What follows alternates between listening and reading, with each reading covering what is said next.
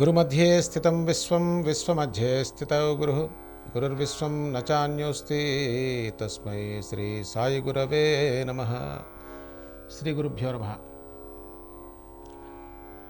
జీవన సత్యం సాయి తత్వం కార్యక్రమానికి స్వాగతం. జీవితంలో ఎక్కడ సుఖము, సౌఖ్యము, శాంతి, ఆనందము ఎక్కడా కనిపించవు. మన ఊహల్లో ఉంటాయి. ఎలా ఫలానా క్షేత్రానికి వెళ్ళొస్తే దివ్యమైన ఆనందం వస్తుంది. ఎట్లా వస్తుంది? అక్కడ ఉన్నోడికే లేదు, నీకెట్ట వస్తుంది? అక్కడ వెళ్ళొద్దంటారా? నేనెవరిని వెళ్ళొద్దంటే మానేస్తారా? వెళ్ళమంటే వెళ్తారా? ఎవరిష్టం వాళ్ళది. చెప్పా కదా ఇప్పుడే. ఇష్టం నడిపిస్తుంది. కానీ ఇంతకీ చెప్పొచ్చే విషయం ఏంటంటే, మహాత్ములు చెప్పే విషయాన్ని మనం ఏనాడు వినిపించుకోమండి. ఇది గోల. ఊరికే చదువుతాం, పుస్తకాలు చదువుతాం. ఆ పుస్తకం చదవటం కూడా దేనికోసం చదువుతామంటే ఆ కోరిక ఏదో తీరాలి. ఎన్ని తీరితే మాత్రం ఏం జరుగుతుందనే ప్రశ్న మనకి జన్మలో రాదు. ఎంత అయోమయంలో, ఎంత అజ్ఞానంలో, ఎంత మూర్ఖత్వమైన జీవితం గడుపుతామంటే అది చూడటానికి అసలు ఒప్పుకోం మనం. ఇప్పుడు అది అహంకారం అడ్డొస్తుంది మనకి. కానీ వాస్తవం అదే. నువ్వు చూసినా చూడకపోయినా, మనం ఒప్పుకున్నా ఒప్పుకోకపోయినా రిజల్ట్ అయితే మాత్రం అదే ఉంటుందండి. మన ఇష్టాయిష్టాలతో సంబంధం ఉండదు.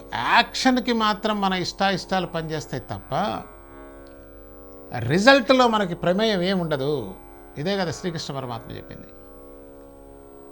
నీవు ఏదైనా చేయదలుచుకుంటే చేసే అవకాశం మాత్రం నీకున్నది. అది కూడా అన్నీ చేయలేవు. నీ పరిధిలో నువ్వు చేయగలిగినంతలో చేసే అవకాశం నీకున్నది. కానీ దాని ఫలితం మీద నీకు ఎటువంటి అధికారము లేదు. కారణం, అసలు నువ్వు చేస్తున్నప్పుడే నీ యొక్క మానసిక స్థితి ఏం చేస్తున్నావో తెలియనటువంటి స్థితి. ఎందుకంటే ఆశతో చేస్తున్నావుగా. ఆశ మనసును కప్పేసినప్పుడు చేసే దాని మీద పట్టు ఉండదండి. ఆశ నడిపిస్తూ ఉంటుంది మనిషిని. అలాంటప్పుడు దాని మీద వచ్చే ఫలితం మాత్రం నువ్వు ఎట్లా ఊహించగలవు, గ్రహించగలవు? దానికి కావాల్సింది చాలా అలర్ట్నెస్ కావాలి.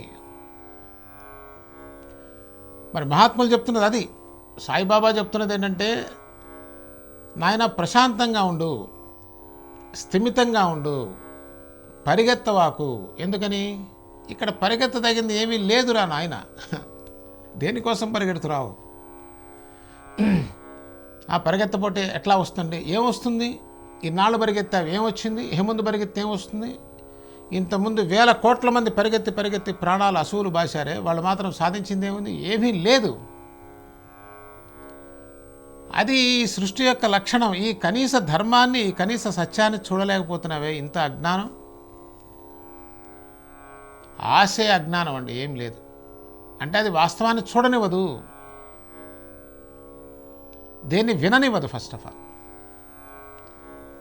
మనం ఏదో బాగుంటుంది కదా అని చెప్పి మహాత్ముల యొక్క చరిత్రలు చదువుతాం. ఏం ప్రయోజనం దానివల్ల? ఊరికే చదువుకుంటూ పోయారనుకోండి, ఆ చరిత్ర చదివాం, ఈ రమణ మహర్షి గారి చరిత్ర చదివాం, ఏమిటి ఉపయోగం? రమణ మహర్షి గారిలో ఉన్నటువంటి క్వాలిటీస్లో ఒకటి, ఆ సత్యాన్ని చూడగలిగినటువంటి దృష్టి రానప్పుడు ఆ పుస్తకం చదివి ఏమిటి ప్రయోజనం అంటున్నా. మళ్ళీ వచ్చే కార్యక్రమంలో అనేక విషయాలతో కలుద్దాం.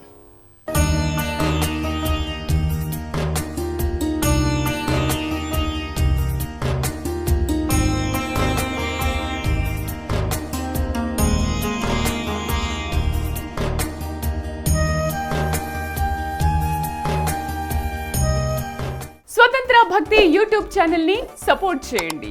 మీకు ఈ వీడియో నచ్చితే లైక్ చేయండి, మీ స్నేహితులకు, శ్రేయోభిలాషులకు షేర్ చేయండి, మీ అభిప్రాయాలను కామెంట్ చేయండి. సబ్స్క్రైబ్ చేయడం మాత్రం మర్చిపోకండి.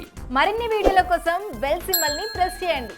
స్వతంత్ర భక్తి ఛానల్ ప్రేక్షకులకు ధన్యవాదాలు. స్వతంత్ర భక్తి YouTube channel. Please like, share and subscribe.